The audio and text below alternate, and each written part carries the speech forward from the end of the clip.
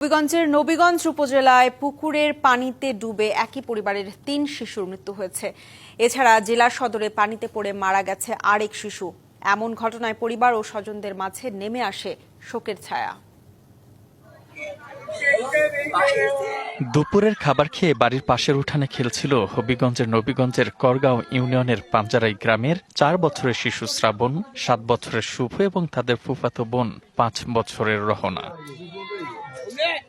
তবে হঠাৎই উধাও হয়ে যায় তারা।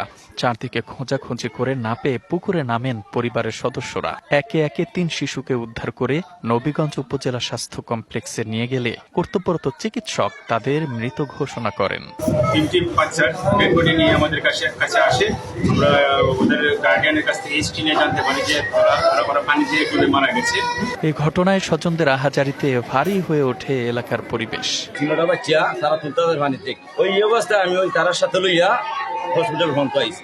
আসলে এটা খুবই দুঃখজনক, এটা মেনে নেওয়ার মতো না। আসলে সন্তানদেরকে প্রত্যেকেরই সন্তানদের একটু দেখে শুনে রাখার জন্য সবাইকে অনুরোধ করা যাচ্ছে। আসসালামু আলাইকুম। 3টা শিশু পানিতে ডুবে মারা গেছে। তাদের লোকজন মৃতদেহ নিতে চাচ্ছে, আপনারা আসেন, তো আমরা অফিসে পাঠাইছি। এর আগে দুপুরে হবিগঞ্জ সদরের রিচি ইউনিয়নের দুর্লভপুর গ্রামে পুকুরের পানিতে পড়ে যায় মঈন নামের এক শিশু। পরে উদ্ধার করে সদর হাসপাতালে নিলে কর্তব্যরত চিকিৎসক শিশুটিকে মৃত ঘোষণা করেন। DBC news desk.